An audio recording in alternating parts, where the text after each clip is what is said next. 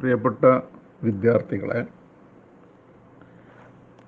നമ്മളിന്ന് ഒരു പുതിയ ടോപ്പിക്കുമായി ക്ലാസ് ആരംഭിക്കുകയാണ്. ആ ടോപ്പിക്ക് ആർട്ടിക്കിൾസാണ്. ഇംഗ്ലീഷിലെ വളരെ പ്രധാനപ്പെട്ട ഒരു ടോപ്പിക്കാണ് ആർട്ടിക്കിൾസ് എന്ന് പറയുന്നത്. PSC പരീക്ഷകളിൽ പൊതുവെ എല്ലാറ്റിലും ആർട്ടിക്കിളുമായി ബന്ധപ്പെട്ട ഒരു ചോദ്യം കാണാം. LDC പരീക്ഷകളിൽ പ്രത്യേകിച്ചും കാണാം. അപ്പോൾ എന്താണ് ആർട്ടിക്കിൾസ് എന്ന് പറയുന്നതെന്ന് വെച്ചാൽ, പൊതുവെ എല്ലാവർക്കും അറിയാവുന്ന കാര്യമാണ്. ഇംഗ്ലീഷിലെ എ ആൻഡ് ദ എന്നീ 3 വാക്കുകളാണ് ആർട്ടിക്കിൾസ് എന്ന പേരിൽ അറിയപ്പെടുന്നത്.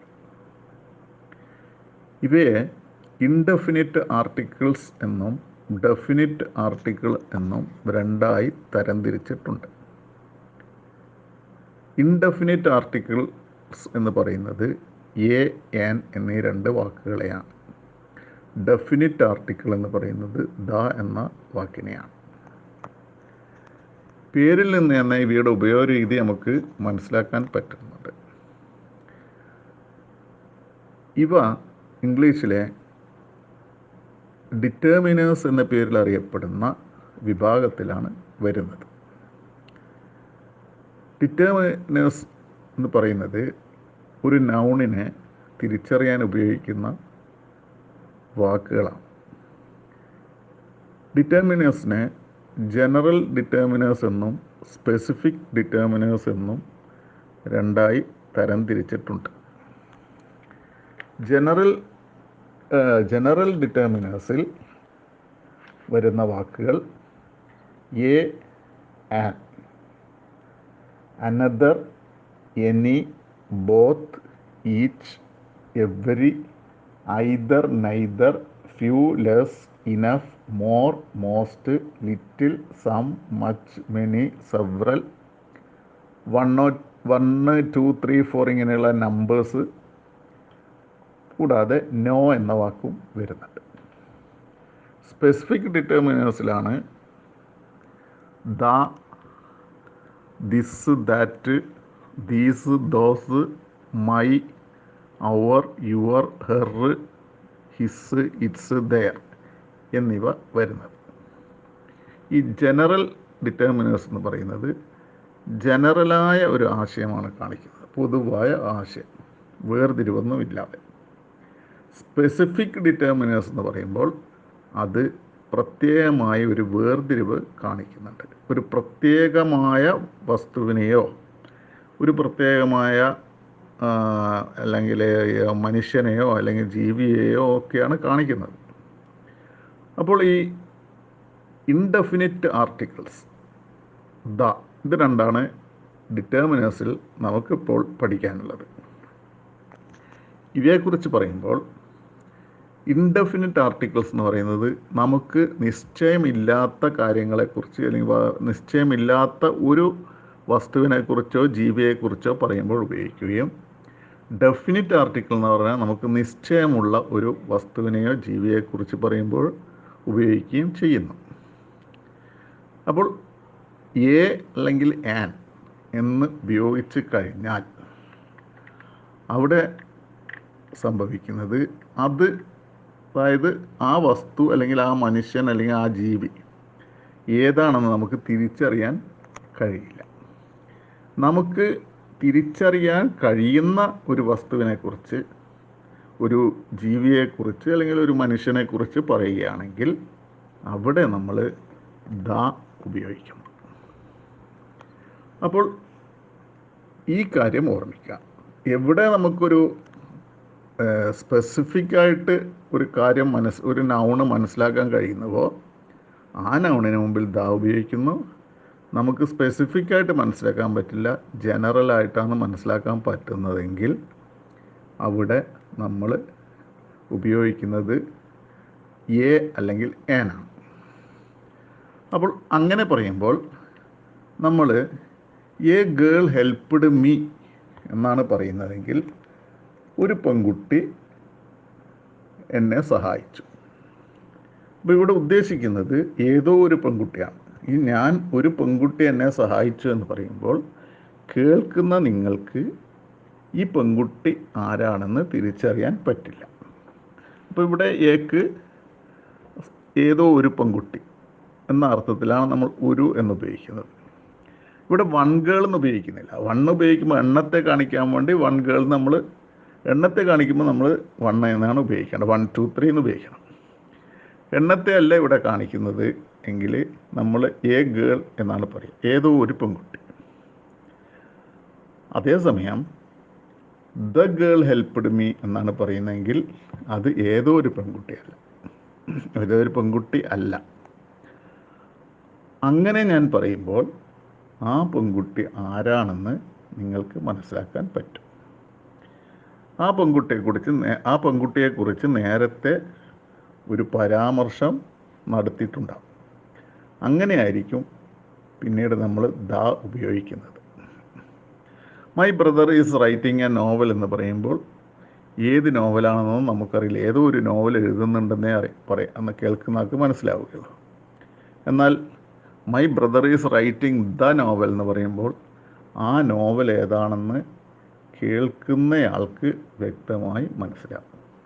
ഈ വ്യത്യാസമാണ് എയും ആനും അഥവാ ഇൻഡെഫിനിറ്റ് ആർട്ടിക്കിളും ദായും അഥവാ ഡെഫിനിറ്റ് ആർട്ടിക്കിളും തമ്മിൽ ഉള്ളത്. ഇതാണ് ഇതിൻ്റെ ഏറ്റവും പ്രധാനപ്പെട്ട പ്രയോഗ വ്യത്യാസം. എന്നാൽ എല്ലായിടത്തും ഇങ്ങനെ വരണമെന്നില്ല. അത് മറ്റൊരു കാര്യം. അത് നമുക്ക് പിന്നീട് നോക്കാം. പൊതുവെ ഉള്ളത് എയും ആനും വേർതിരിച്ചറിയാൻ പറ്റാത്ത നൗണിന് മുമ്പിലും ദ വേർതിരിച്ചറിയാൻ പറ്റുന്ന നൗണിന് മുമ്പിലും ഉപയോഗിക്കുന്നു എന്നതാണ്. അപ്പോൾ ഈ പിന്നെ ഇൻഡെഫിനിറ്റ് ആർട്ടിക്കിൾ, ഡെഫിനിറ്റ് ആർട്ടിക്കിൾ അഥവാ എ ആൻഡ് ദ ഇവയെ നമ്മൾ എങ്ങനെ വേർതിരിച്ചിട്ടുണ്ട് എന്ന് നോക്കാം. ഇംഗ്ലീഷിൽ 26 അക്ഷരങ്ങളിൽ വൊവൽസ് എന്ന് പറയുന്നത് AEIOU എന്നീ 5 ലെറ്റേഴ്സാണ്. WY എന്നീ 2 ലെറ്റേഴ്സ് സെമി വൊവൽസ് എന്ന പേരിലാണ് അറിയപ്പെടുന്നത്. ബാക്കിയുള്ള എല്ലാ ലെറ്റേഴ്സും കോൺസണൻസ് എന്ന പേരിലും അറിയപ്പെടുന്നു. നമ്മൾ എവിടെയാണ് ആൻ ഉപയോഗിക്കേണ്ടത്, എവിടെയാണ് എ ഉപയോഗിക്കേണ്ടത്? നമ്മൾ ആൻ ഉപയോഗിക്കുന്നത് AEIOU എന്നിവയിൽ ആരംഭിക്കുന്ന ഒരു വാക്ക്, ആ വാക്കിന് മുന്നിൽ ആൻ ഉപയോഗിക്കണം. അല്ലാത്തവയുടെ മുമ്പിൽ AEIOU എന്നീ 5 വൊവൽസിന് മുമ്പിൽ ആൻ ഉപയോഗിക്കണം. ബാക്കിയുള്ളവയുടെ മുമ്പിൽ എ ഉപയോഗിക്കണം എന്ന് പഠിച്ചേക്കരുത്. നമ്മൾ എങ്ങനെ ഉപയോഗിക്കണം എന്ന് വെച്ചാൽ, ഒരു വേർഡ്, അത് നൗണാകട്ടെ അഡ്ജക്റ്റീവ് ആകട്ടെ, നൗണിന് മുമ്പിൽ ചിലപ്പോൾ അഡ്ജക്റ്റീവ് വരുമല്ലോ. ഇപ്പം എ ഗേൾ എന്ന് പറയുമ്പോൾ ഗേളിന് മുമ്പിൽ എ വന്നെങ്കിൽ എ ബ്യൂട്ടിഫുൾ ഗേൾ എന്നല്ല പറയാം. ബ്യൂട്ടിഫുൾ എ ഗേൾ എന്ന് സാധാരണ പറയാറില്ല. ചില പ്രത്യേക വാക്കുകളുടെ കൂടെയാണ് അങ്ങനെ വരിക. സോ ബ്യൂട്ടിഫുൾ എന്നൊക്കെ നമ്മൾ പറയാറില്ലേ. അതുപോലെയുള്ള ചില വാക്കുകൾക്ക് മുമ്പിൽ നമ്മൾ ഈ നൗണിന് മുമ്പിൽ നമ്മൾ ഈ എ വെക്കുക, അഡ്ജക്റ്റീവ് കഴിഞ്ഞിട്ട് വെക്കാറുണ്ട്. സോ ബ്യൂട്ടിഫുൾ എ ഗേൾ അങ്ങനെ പറയാറുണ്ട്. സോ എ ബ്യൂട്ടിഫുൾ ഗേൾ എന്ന് സാധാരണ പറയാറില്ല. So beautiful A girl. അപ്പോൾ നമ്മൾ അങ്ങനെ മാറ്റിയാൽ, സാധാരണ ഒരു അഡ്ജക്റ്റീവ് വന്നാൽ, നൗണിന് മുമ്പിൽ അഡ്ജക്റ്റീവ് വന്നാൽ ആ അഡ്ജക്റ്റീവിൻ്റെ മുമ്പിലാണ് നമ്മൾ സാധാരണ ഈ ആർട്ടിക്കിൾ വെക്കേണ്ടത്. അപ്പം ദ ബോയ് എന്ന് പറയും, ദ ഹാൻസം ബോയ് എന്ന് പറയും. അല്ലാതെ ഹാൻസം ദ ബോയ് എന്നല്ല സാധാരണ പറയുക. അപ്പോൾ ആ രീതിയിൽ നോക്കുമ്പോൾ ഒരു വാക്ക്, നമ്മൾ ആർട്ടിക്കിൾ ഉപയോഗിക്കേണ്ട, ഇൻഡെഫിനിറ്റ് ആർട്ടിക്കിൾ ഉപയോഗിക്കേണ്ട ഒരു വാക്ക്, ആ വാക്ക് ഏത് ലെറ്ററിൽ ആരംഭിക്കുന്നു എന്നതിനപ്പുറം ആ വാക്ക് ഉച്ചരിക്കുമ്പോൾ, നമ്മൾ ആ വാക്ക് പറയുമ്പോൾ അതിൻ്റെ സൗണ്ട് തുടങ്ങുന്നത്, അതിൻ്റെ ആദ്യത്തെ സൗണ്ട് തുടങ്ങുന്നത് ഈ വവ്വൽ സൗണ്ടിലായിരിക്കണം. വവ്വൽ സൗണ്ട് എന്ന് പറയുന്നത് നമ്മൾ മലയാളത്തിൽ ആ ആ ഇ എന്ന് പറഞ്ഞിട്ട് പഠിക്കുന്ന ഒരു വവ്വൽസ് ഉണ്ടല്ലോ, ഒരു കൂട്ടം. പിന്നെ ക മുതലാണ് കോൺസണൻസ് മലയാളത്തിൽ തുടങ്ങുന്നത്. അപ്പോൾ ഈ ആ ഇ പോലുള്ള ആ സൗണ്ടാണ് വവ്വൽ സൗണ്ട് എന്ന പേരിൽ അറിയപ്പെടുന്നത്. അപ്പോൾ ഈ A E I O U എന്നീ 5 അക്ഷരങ്ങൾ എടുത്തു കഴിഞ്ഞാൽ ഇവയുടെ ഉച്ചാരണം നോക്കുക. എയിൽ ആരംഭിക്കുന്ന എല്ലാ വാക്കുകളുടെയും ആദ്യത്തെ സൗണ്ട് വവ്വൽ സൗണ്ടായിരിക്കും. അതുകൊണ്ട് നമുക്ക് എയിൽ ആരംഭിക്കുന്ന ഒരു വാക്കിന് മുമ്പിലാണ് ഇൻഡെഫിനിറ്റ് ആർട്ടിക്കിൾ ഉപയോഗിക്കേണ്ടതെങ്കിൽ അവിടെ ആൻ ധൈര്യപൂർവ്വം അങ്ങ് ഉപയോഗിക്കാം. അതുകൊണ്ട് നമ്മൾ ആൻ ആപ്പിൾ എന്ന് പറയുന്നു. അതുപോലെ നമ്മൾ അടുത്ത ലെറ്ററിലേക്ക് പോകുമ്പോൾ ഈയിൽ ആരംഭിക്കുന്ന എല്ലാ വാക്കുകളുടെ മുമ്പിലും ഈ വവ്വൽ സൗണ്ട്, വവ്വൽ ലെറ്ററാണ്. ഈയിൽ ആരംഭിക്കുന്ന എല്ലാ വാക്കുകളും വവ്വൽ സൗണ്ടിൽ ആരംഭിക്കുന്നില്ല. ഈക്ക് ശേഷം യു എന്ന അക്ഷരം വരികയാണെങ്കിൽ വവ്വൽ സൗണ്ടല്ല വരിക. അതുപോലെ ഈക്ക് ശേഷം ഡബ്ല്യു എന്ന ഒരു സൗണ്ട് വരികയാണെങ്കിൽ, ഡബ്ല്യു എന്ന ഒരു അക്ഷരം വരികയാണെങ്കിൽ അതിൻ്റെ സൗണ്ട് വരുന്നതും വവ്വലിൽ ആയിരിക്കില്ല. ഈ 2 അക്ഷരങ്ങൾ ഈക്ക് ശേഷം വരുന്നത് ശ്രദ്ധിച്ചാൽ മതി. മറ്റേത് അക്ഷരം വന്നാലും ഈയുടെ സൗണ്ട് തുടക്കത്തിൽ വരുന്നത് വവ്വൽ സൗണ്ടിലായിരിക്കും. അപ്പോൾ നമ്മൾ ആൻ എലിഫൻ്റ് എന്ന് പറയുന്നു. ഈ ആൻ എലിഫൻ്റ് എന്ന് പറയുമ്പോൾ അവിടെ എ എന്ന സൗണ്ടാണ് വരുന്നത്. മലയാളത്തിലെ എ വരുന്നത് വവ്വൽ സൗണ്ടിലാണ്. അപ്പോൾ നമുക്കവിടെ ആൻ ഉപയോഗിക്കാം. അതേസമയം യൂറോപ്യൻ, PSC പരീക്ഷകളിൽ ഒരുപാട് തവണ വന്നിട്ടുള്ള വാക്കാണ് യൂറോപ്യൻ. യൂറോപ്യൻ്റെ തുടക്കം ഇയിലാണ്. ഈയിൽ തുടങ്ങുന്ന യൂറോപ്യൻ ഈ കണ്ട ഉടനെ അവിടെ ആൻ വെക്കരുത്. കാരണം അതിൻ്റെ ഉച്ചാരണം തുടങ്ങുന്നത് യാ എന്ന സൗണ്ടിലാണ്. നമ്മൾ മലയാളത്തിൽ പോയി എന്നെഴുതുമ്പോൾ ഉപയോഗിക്കുന്ന യാ, ആ യാ സൗണ്ടിലാണ് ഇതിൻ്റെ ഉച്ചാരണം തുടങ്ങുന്നത്. നിങ്ങൾക്ക് അറിയാം, യൂറോപ്പ് എന്ന് നമ്മൾ മലയാളത്തിൽ എങ്ങനെ എഴുതുന്നുണ്ട്. മലയാളത്തിൽ ഉപയോഗിക്കുന്ന അക്ഷരം, ആദ്യത്തെ അക്ഷരം ഏതാണെന്ന് നിങ്ങൾക്കറിയാം. യാ എന്ന അക്ഷരമാണ് ഉപയോഗിക്കുന്നത്. ആ യാ എന്തല്ല, അതൊരു വവ്വൽ സൗണ്ടല്ല. യാ എന്ന അക്ഷരം വരുന്നത് മലയാളത്തിലെടുത്താലും കോൺസണൻറ്റില്ല, അതൊരു കോൺസണൻ്റ് സൗണ്ടാണ്. അതുകൊണ്ടാണ് യായിൽ ആരംഭിക്കുന്ന യൂറോപ്യൻ എന്ന വാക്കിന് മുമ്പിൽ ഏൻ ഉപയോഗിക്കാതെ എ ഉപയോഗിക്കുന്നത്. കോൺസണൻ്റ് സൗണ്ടിൽ തുടങ്ങുന്ന ഏത് വാക്കിന് മുമ്പിലും നമ്മൾ എ ഉപയോഗിക്കണം, ഏൻ ഉപയോഗിക്കാൻ പറ്റില്ല. അത് ആദ്യത്തെ അക്ഷരം വവ്വലായാലും.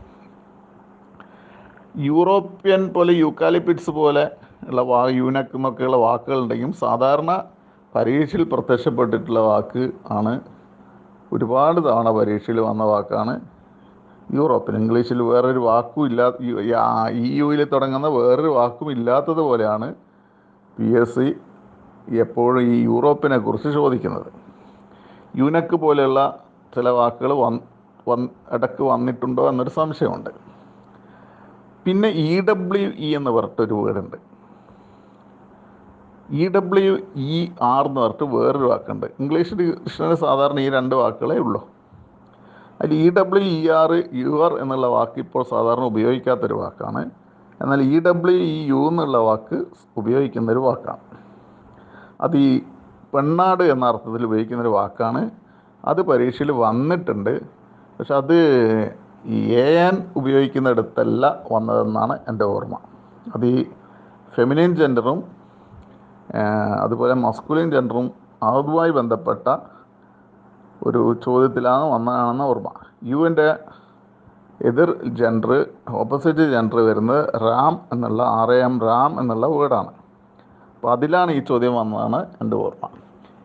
ഈ രണ്ട് വാക്കുകളിൽ നമ്മൾ EWER അങ്ങോട്ട് വിട്ടേക്കുക. അത് സാധാരണ ചോദിക്കാൻ സാധ്യതയില്ല, അത് സാധാരണ ഉപയോഗിക്കാത്തൊരു വാക്കാണ് ഇംഗ്ലീഷിൽ. പിന്നെ വരുന്നത് EWE ആണ് വരാൻ സാധ്യത ഉണ്ടെങ്കിൽ. അപ്പോൾ ഈക്ക് ശേഷം U എന്ന അക്ഷരമോ W എന്ന അക്ഷരമോ വന്നു കഴിഞ്ഞാൽ അതിൻ്റെ ഉച്ചാരണം യാ എന്നായിട്ട് മാറുന്നതുകൊണ്ട് അവിടെ നമ്മൾ A ഉപയോഗിക്കുക. ബാക്കി എല്ലായിടത്തും ഈക്ക് ശേഷം വേറെ ഈ രണ്ട് U എന്നും W എന്നും ഒഴികെ മറ്റേത് അക്ഷരം വന്നാലും നമുക്ക് യാനെന്ന് ഉപയോഗിക്കാം. അടുത്തത് I ആണ്. ഐയെക്കുറിച്ചൊന്നും ചിന്തിക്കാനില്ല. ഐക്ക് വവ്വൽ സൗണ്ട് മാത്രമേ ഉണ്ടാവൂ. അപ്പോൾ നമ്മൾ കോൺസണന്റ് സൗണ്ട് ഉണ്ടാവില്ല. ഐയിൽ കാണുമ്പോൾ ഒരു വേർഡ് ഐയിൽ തുടങ്ങി കാണുമ്പോൾ ധൈര്യപൂർവ്വം ഞാനങ്ങ് ഉപയോഗിച്ചേക്കാം. ഞാൻ ഇഞ്ച് അല്ലെങ്കിൽ ഞാൻ ഇങ്ക് പോട്ട് എന്നൊക്കെ പറയാം. അടുത്തത് O ആണ്. ഓയിൽ തുടങ്ങുന്ന ഒരു വാക്കിനെ ശ്രദ്ധിച്ചാൽ മതി. പരീക്ഷയിലധികം വന്നിട്ടുണ്ട് ആ വാക്ക്. അത് വണ്ണാണ്. വണ്ണിൻ്റെ പ്രത്യേകത നോക്കാം. നമുക്ക് പറയുമ്പോൾ തന്നെ അത് ഒന്ന് എന്നല്ല, O എന്നല്ല ഉച്ചരിക്കുന്നത്, വണ്ണ് എന്നാണ്. വാ എന്ന ഒരു സൗണ്ടാണ് വരുന്നത്. വാ എന്ന സൗണ്ട് വവ്വലല്ല, അത് കോൺസണൻ്റാണ്. ആ അക്ഷരം കോൺസണൻ്റ് ലെറ്ററാണ്. അതുകൊണ്ട് അവിടെ നമ്മൾ ഏൻ വണ്ണ് എന്ന് ഉപയോഗിക്കരുത്, A1. നമ്മൾ സാധാരണ പറയുന്ന ഒരു വേർഡ് കൂടിയാണ്. സാധനം A1 ആണ്. ആ ബ്രെഡ് A1 ആണ്. അതായത് സൂപ്പർ ക്വാളിറ്റിയിലുള്ള ഒരു സാധനത്തെക്കുറിച്ച് പറയുന്നതാണ്. ബെസ്റ്റ് ക്വാളിറ്റിയുള്ള ഒരു സാധനത്തെക്കുറിച്ച് പറയാൻ നമ്മൾ N1 എന്നല്ല A1 എന്നാണ് സാധാരണ പറയാറ്. അവിടെ തന്നെ ഓർത്താൽ മതി. ആ വണ്ണൊഴിച്ച് ഏത് വന്നാലും നമുക്ക് എന്ത് ചെയ്യാം, ഞാൻ ഉപയോഗിക്കാം. അതിവിടെയൊക്കെ വവ്വൽ സൗണ്ടായിരിക്കും. അപ്പോൾ A1 rupee not, A1-eyed man ഇങ്ങനെയാണ് പറയുക. അതേസമയം ഞാൻ ഓറഞ്ച് എന്ന് പറയാം, ഞാൻ അനിയൻ എന്ന് പറയാം. അപ്പോൾ ആ വണ്ണിനെ മാത്രം ഓയിൽ ഓർമ്മിക്കുക. അടുത്ത ലെറ്റർ U ആണ്. യുവിൻ്റെ പ്രത്യേകത എന്താണ്? അതിനും ഇതുപോലെ രണ്ട് സൗണ്ട് ഉണ്ട്. ഒരു സൗണ്ട് വവ്വൽ സൗണ്ടാണ്, മറ്റൊരു സൗണ്ട് കോൺസണൻ്റ് സൗണ്ടാണ്.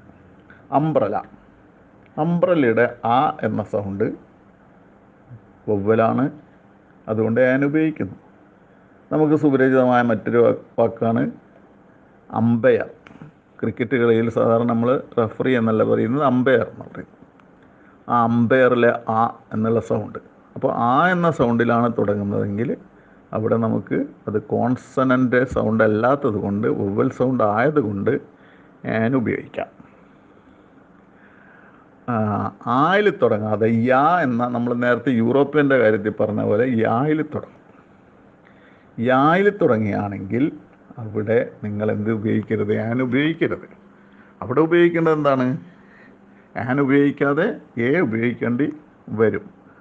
നമുക്ക് സുപരിചിതമായ യൂണിവേഴ്സിറ്റി. അനിവേഴ്സിറ്റി എന്നല്ല നമ്മളത് ഉച്ചരിക്കുന്നത്. അനിവേഴ്സിറ്റി എന്ന് ഉച്ചരിക്കുകയാണെങ്കിൽ നമുക്കവിടെ എന്തുപയോഗിക്കാം, ഞാൻ ഉപയോഗിക്കാം. നമ്മളത് യൂണിവേഴ്സിറ്റി എന്ന് പറയുമ്പോൾ ആ സൗണ്ട് യായിലാണ് വരുന്നത്. യാ പ്ലസ് ഉ എന്നുള്ള ആ കോമ്പിനേഷനാണ് മലയാളത്തിൽ. അത് കമ്പൈൻ ചെയ്യുമ്പോൾ U എന്ന് കിട്ടുന്നു. അപ്പോൾ നമ്മൾ എന്താ അവിടെ ഉപയോഗിക്കണം, യൂണിവേഴ്സിറ്റി എന്ന് ഉപയോഗിക്കണം. യുനാനിമസ് എന്നൊരു വാക്കുണ്ട്, ഐക്യം ഉണ്ടായിരുന്നില്ല. ഒരുപാട് തവണ ആ ചോദ്യം വന്നിട്ടുണ്ട്. അപ്പം ഡാഷ് യുനാനിമസ് ഡിസിഷൻ എന്ന് കണ്ടാൽ U എന്ന അക്ഷരം കണ്ട ഉടനെ അവിടെ ഞാൻ വെക്കരുത്, അതിൻ്റെ ഉച്ചാരണം മനസ്സിലാക്കണം. ഉച്ചാരണം തെറ്റുമ്പോൾ അത് നമ്മൾ അനാനിമസ് എന്നാണ് ഉച്ചരിക്കുന്നതിന് ഞാൻ വെക്കേണ്ടി വരും. അത് യുനാനിമസ് എന്ന് ഉച്ചരിക്കുമ്പോൾ നമ്മളവിടെ എന്ത് വെക്കണം, A വെക്കണം. യുനാനിമസ് ഡിസിഷൻ എന്ന് പറയാം. ഇതാണ് ഇവയുടെ തമ്മിലുള്ള വ്യത്യാസം. ഇതിൽ Aയും Iയും മാത്രമേ വവ്വൽ സൗണ്ടിൽ മാത്രം വരുന്ന ഉച്ചാരണം തുടങ്ങുന്ന രണ്ടക്ഷരങ്ങൾ. ബാക്കി മൂന്നെണ്ണത്തിന് വ്യത്യാസമുണ്ട്. ആ ബാക്കി മൂന്നെണ്ണത്തിൽ ഈയെ നമ്മളങ്ങനെ ഭയപ്പെടാനൊന്നുമില്ല. കാരണം ഈയുടേത് ഇക്ക് ശേഷം യു, ഇക്ക് ശേഷം ഡബ്ല്യു വന്നാൽ ഈ രണ്ട് അക്ഷരങ്ങൾ ഒന്ന് വന്നാൽ മാത്രമേ യാന്ന് വരൂ. അപ്പോൾ അത് വന്നിട്ടില്ലെങ്കിൽ നമുക്ക് ധൈര്യപൂർവ്വം വെക്കാം. വണ്ണിനെയും നമുക്ക് അധികം കൂടുതൽ പഠിക്കാനില്ല. കാരണം എന്താ, ഓയിൽ തുടങ്ങുന്ന വാക്കുകളെയും അധികം നോക്കേണ്ടതില്ല. ഓയിൽ വണ്ണ് മാത്രം ശ്രദ്ധിക്കാം. ബാക്കിയുള്ള വാക്കുകളൊക്കെ സാധാരണ എന്തായിരിക്കും, വവ്വൽ സൗണ്ടിലാണ് വരുന്നത്. പക്ഷേ ഈ യുവിൻ്റെ കാര്യത്തിൽ ഒരു പ്രശ്നം വരുന്നത് അതിൻ്റെ ഉച്ചാരണം നമ്മൾ പല വാക്കുകളുണ്ട്. അതായത് വവ്വൽ സൗണ്ടിൽ തുടങ്ങുന്ന വാക്കുകളുണ്ട്, അതുപോലെ തന്നെ കോൺസണൻ്റ് സൗണ്ടിൽ തുടങ്ങുന്ന വാക്കുകളുണ്ട്. അതുകൊണ്ട് അതിൻ്റെ ഉച്ചാരണം ശരിക്കും അറിയില്ലെങ്കിൽ നമുക്ക് തെറ്റാൻ സാധ്യതയുണ്ട്. അതുകൊണ്ട് ഉച്ചാരണം ശരിക്കും പഠിക്കേണ്ടി വരും. ഇതാണ് ഇവയുടെ നിയമം. ഇനി നമ്മൾ ബാക്കിയുള്ള എല്ലാ ലെറ്റേഴ്സും എടുത്താൽ, അതായത് കോൺസണൻ്റ് ലെറ്റേഴ്സ് എല്ലാം എടുത്താൽ അത് സെമി വവലായ ഡബ്ല്യു അതുപോലെ തന്നെ വൈ ആയാലും നമ്മളവിടെ എന്തുപയോഗിച്ചാൽ മതി, അതിനൊന്നും ഉച്ചാരണം ആരംഭിക്കുന്നത് വവ്വൽ സൗണ്ടിലായിരിക്കില്ല, കോൺസണൻ്റ് സൗണ്ടിലായിരിക്കും. ഈ കോൺസണൻ്റ് ലെറ്റേഴ്സിലെ ഒരു ലെറ്ററിനെ ശ്രദ്ധിക്കണം. പരീക്ഷയിൽ വരാറുള്ള ഒരു ലെറ്റർ ഉണ്ട്. ആ ലെറ്റർ എച്ചാണ്. എച്ചിൽ തുടങ്ങുന്ന ചില വാക്കുകളുടെ ഉച്ചാരണത്തിൽ ഈ എച്ച് എന്ന് പറയുന്ന ലെറ്റർ ഉച്ചരിക്കപ്പെടാതെ അതിന് തൊട്ട് ശേഷം വരുന്ന വവ്വൽ ലെറ്ററിലാണ് ഉച്ചാരണം തുടങ്ങുക. അങ്ങനെ വരുന്ന സമയത്ത് നമ്മൾ എന്ത് ചെയ്യണം, അവിടെ ആൻ ഉപയോഗിക്കേണ്ടി വരും. നിങ്ങൾക്ക് വളരെ സുപരിചിതമായ HOUR, അതാണ് പരീക്ഷ പലപ്പോഴും വന്നിട്ടുള്ളത്. HOUR ഔർ എന്നാണ് വായിക്കേണ്ടത്. ഔ, മലയാളത്തിൽ ഔ എടുത്തിട്ട് നമുക്ക് അതിൻ്റെ ഉച്ചാരണം ഏതാണ്ട് പറയാം. ഹൗർ എന്ന് ഹ എന്ന സൗണ്ടിൽ, എച്ചിന് ഹ എന്നാണ് സൗണ്ട് വരുന്നത്. അങ്ങനെ തുടങ്ങുന്നില്ല. അതുകൊണ്ട് നമ്മളവിടെ ആൻ അവർ ഉപയോഗിക്കുന്നു. അതുപോലെ അവകാശി എന്ന അർത്ഥമുള്ള HEIR, ഹെയർ അല്ല, എയർ ആണ്. കാറ്റ് എന്നുള്ള അർത്ഥത്തിൽ ഉപയോഗിക്കുന്ന ആ വാക്കിൻ്റെ അതേ ഉച്ചാരണം. വായു എന്ന അർത്ഥത്തിൽ നമ്മൾ ഉപയോഗിക്കുന്ന എയർ ഉണ്ടല്ലോ, അത്.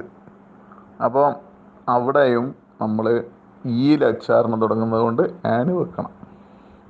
അതുപോലെ ഹോണർ എന്ന് നമ്മൾ ഉച്ചരിക്കാറില്ല, ഉച്ചാരണം ഓണർ എന്നാണ്. അതുകൊണ്ട് നമ്മൾ എന്ത് ചെയ്യണം, ഓ വരുന്നത് കൊണ്ട് നമ്മളവിടെ എച്ചിലെ ഉച്ചാരണം ആരംഭിക്കാതെ ഓയിൽ ആരംഭിക്കുന്നു. അപ്പോൾ ഓണർ എന്നാണ് പറയുന്നത്, അവിടെ ആൻ ഉപയോഗിക്കണം. അങ്ങനെ അതുപോലെ ഓണററി, സെക്രട്ടറി എന്നൊക്കെ പറയുന്നത് പോലുള്ള ചില വാക്കുകൾ. അപ്പോൾ അവിടെയൊക്കെ നമ്മൾ ആൻ ഉപയോഗിക്കുന്നു. അത്രയും കുറഞ്ഞ വാക്കുകളുള്ള പരീക്ഷയിൽ സാധാരണ വരാറുള്ള ഒരു വാക്ക് അവറാണ്. പിന്നെ നമ്മൾ ചിലപ്പോൾ ഈ ഹിസ്റ്റോറിക്കൽ നോവൽ, പണ്ട് കാലത്ത് ഇത് ഹ എന്നുള്ള ആ എച്ചിൻ്റെ ഉച്ചാരണം ഇല്ലാതെ ഐയിൽ തുടങ്ങിയ ഒരു കാലം ഉണ്ടായിരുന്നു. അന്ന് ഹിസ്റ്റോറിക്കൽ എന്നാണ് പറഞ്ഞത്. അന്ന് ആനാണ് ഉപയോഗിച്ചത്. പക്ഷെ ഇന്ന് അങ്ങനെ പറയുന്നില്ല. ഇന്ന് ഹിസ്റ്ററി എന്നേ പറയുന്നുള്ളൂ, ഹിസ്റ്ററി അല്ല. അതുകൊണ്ട് ഇന്ന് ഹിസ്റ്റോറിക്കൽ നോവൽ വന്നാൽ ഹിസ്റ്റോറിക്കൽ നോവലിന് ആനല്ല ഉപയോഗിക്കേണ്ടത്, ആണ് ഉപയോഗിക്കേണ്ടത് എന്ന കാര്യം ഓർക്കുക. അതുപോലെ തന്നെ ഈ ഹോട്ടൽ, പണ്ട് കാലത്ത് ഇതിൻ്റെ ഉച്ചാരണം ഒട്ടേൽ എന്നായിരുന്നു. ഒട്ടേൽ എന്ന് പറയുമ്പോൾ ഈ ഓയിലാണ് സൗണ്ട് വരുന്നത്, എച്ചിന് ശേഷമുള്ള ഓയിൽ. വവ്വലാണ്. ആ സൗണ്ട് വവ്വൽ ലെറ്റർ മാത്രമല്ല, അതിൻ്റെ സൗണ്ട് വരുന്നതും വവ്വലാണ്. അതുകൊണ്ട് പണ്ട് ഉപയോഗിച്ചത് ഈ ആൻ ഒട്ടേൽ എന്നായിരുന്നു. പക്ഷേ ഇന്ന് ഹോട്ടൽ എന്ന സൗണ്ടിൽ തന്നെ വരുന്നുണ്ട്, എച്ചിൽ തന്നെയാണ് വരുന്നത്. അതുകൊണ്ട് അവിടെയും നമ്മളിപ്പോൾ ഉപയോഗിക്കുന്നത് ഹോട്ടൽ എന്നാണ്. അപ്പോൾ അതാണ് മറ്റൊരു കാര്യം ഓർമ്മിക്കേണ്ടത്. പിന്നെ നോക്കേണ്ടത് ഇംഗ്ലീഷിലെ ഈ ചില വവ്വൽ ലെറ്റേഴ്സിൻ്റെ ഉച്ചാരണം തുടങ്ങുന്നത്, അതിൻ്റെ സൗണ്ട് വരുന്നത് തുടക്കത്തിൽ ഈ വവ്വൽ സൗണ്ടാണ്. അപ്പോൾ നമ്മളിപ്പോൾ MLA MP എന്നൊക്കെ പറയുന്നില്ല. അത് പരീക്ഷയിൽ വന്നിട്ടുണ്ട് ആ ചോദ്യം. PSC ഒന്നിലേറെ പലതവണ ചോദിച്ചിട്ടുണ്ട്. അവിടെ MA എന്ന് പറയുമ്പോൾ, അല്ലെങ്കിൽ MLA എന്ന് പറയുമ്പോൾ, അല്ലെങ്കിൽ MP എന്ന് പറയുമ്പോൾ, ML തുടങ്ങുന്ന ഒരു വാക്ക് നമ്മൾ മാൻ എന്ന് പറയുന്നു, അല്ലെങ്കിൽ മാംഗോ എന്ന് പറയുമ്പോൾ നമ്മളവിടെ A ഉപയോഗിക്കുന്നു. കാരണം മാംഗോ എന്ന് പറയുമ്പോൾ സൗണ്ട് ആദ്യം വരുന്നത് അതൊരു വാക്കാണല്ലോ. അപ്പോൾ മാംഗോൻ്റെ അല്ലെങ്കിൽ മാൻ എന്നതിൻ്റെ സൗണ്ട് ആദ്യം വരുന്നത് മാ എന്ന സൗണ്ടാണ്. മാ എന്തായാലും വവ്വലല്ലല്ലോ. അപ്പോൾ നമ്മളവിടെ A ഉപയോഗിക്കുന്നു. പക്ഷേ MA എന്ന് പറയുമ്പോൾ, അല്ലെങ്കിൽ MLA എന്നോ MP എന്നോ ഒക്കെ പറയുമ്പോൾ ഇത് നമ്മൾ ഓരോ അക്ഷരം എടുത്തിട്ടാണ് പറയുന്നത്, ഒരു വേർഡായിട്ടല്ല പറയുന്നത്. അങ്ങനെ പറയുന്ന സമയത്ത് അതിൻ്റെ ഉച്ചാരണം ശ്രദ്ധിക്കുക. M എന്നാണ് പറയുന്നത്. M എന്ന് മലയാളത്തിൽ എഴുതി നോക്കിക്കോളൂ. A എന്ന ഒരു അക്ഷരത്തിലല്ലേ നമുക്ക് എഴുതാൻ കഴിയാം. അപ്പോൾ എന്താ സംഭവിക്കുന്നത്?